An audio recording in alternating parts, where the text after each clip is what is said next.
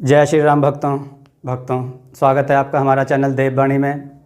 भक्तों, आपको हमारी कथाएं कैसी लगती हैं हमें कमेंट करके ज़रूर बताएं।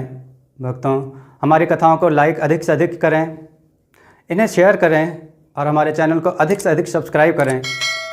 भक्तों, आपसे एक गुजारिश है, हमें इंस्टाग्राम पर फॉलो करें जिसका लिंक डिस्क्रिप्शन में दिया गया है।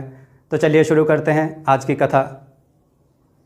जय श्री राम भक्तों, आज हम कथा श्रवण करेंगे। दो ब्राह्मण पुत्र और एक वैश्या। आइए कथा श्रवण करें। नारायण नाम के एक ब्राह्मण थे। उनके दो पुत्र थे। बड़े का नाम राम और छोटे का नाम श्याम था।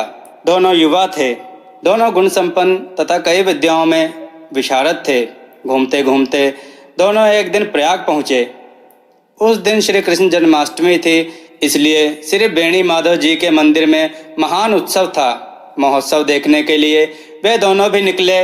वे लोग सड़क पर निकले ही थे कि बड़े जोर की वर्षा आ गई, इसलिए दोनों भाई मार्ग भूल गए। किसी निश्चित स्थान पर उनका पहुंचना कठिन था। अतएव एक तो वैश्या के घर में चला गया, दूसरा भूलता भटकता माधव जी के मंदिर में जा पहुंचा। राम चाहता था कि श्याम भी उसके साथ वैश्या के यहाँ ही रह जाए, पर श्याम ने इसे स्वीकार नहीं किया। वह माधव जी के मंदिर में पहुंचा भी, पर वहां पहुंचने पर उसके संस्कार बदले और वह लगा पछताने। वह मंदिर में रहते हुए भी राम और वैश्या के ध्यान में डूबा रहा। वहां भगवान की पूजा हो रही थी। श्याम उसे सामने से ही खड़ा देख रहा था, पर वह वैश्या के ध्यान में ऐसा तल्लीन हो गया कि वहां की पूजा, कथा, नमस्कार, स्तुति, पुष्पांजलि और गीत नृत्य देखते सुनते हुए भी ना देख रहा था और ना सुन रहा था। वह तो बिल्कुल चित्र के समान वहां निर्जीव खड़ा था। इधर वैश्यालय में गए राम की दशा विचित्र थी। वह पश्चाताप की अग्नि में जल रहा था। वह सोचने लगा, अरे आज भैया श्याम के हजारों जन्मों के पुण्य उदय हो गए, जो जन्माष्टमी की रात्रि में प्रयाग में भगवान माधव के दर्शन कर रहा है।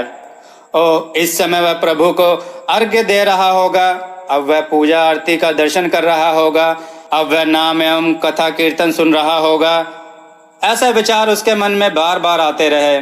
उसने सोचा, अब तो नमस्कार ही कर रहा होगा। सचमुच आज उसके नेत्र, कान, सिर, जिह्वा तथा अन्य सभी अंग सफल हो गए। मुझे तो बार बार धिक्कार है जो मैं इस पाप मंदिर वैश्या के घर में आन पड़ा। मेरे नेत्र मोर के पंख के समान हैं, जो आज भगवत दर्शन ना कर पाए। हाय, आज संत समागम के बिना मुझे यहाँ एक क्षण युग से बड़ा मालूम होने लगा है। अरे देखो तो मुझ दुरात्मा के आज कितने जन्मों के पाप उदित हुए कि प्रयाग जैसी मोक्षपुरी में आकर भी मैं घोर दुष्ट संगम में फंस गया। इस तरह सोचते हुए दोनों की रात बीत गई। प्रातः काल उठकर वे दोनों परस्पर मिलने चले। वे अभी सामने आए थे कि वज्रपात हुआ और दोनों की तत्क्षण मृत्यु हो गई। तत्काल वहां 3 यमदूत और 2 भगवान विष्णु के दूत उपस्थित हुए। यमदूतों ने तो श्याम को पकड़ा और विष्णु दूतों ने राम को साथ लिया। ज्यों ही वे लोग चलने के लिए तैयार हुए, त्यों ही राम घबराया सा बोल उठा, अरे आप लोग यह कैसा अन्याय कर रहे हैं।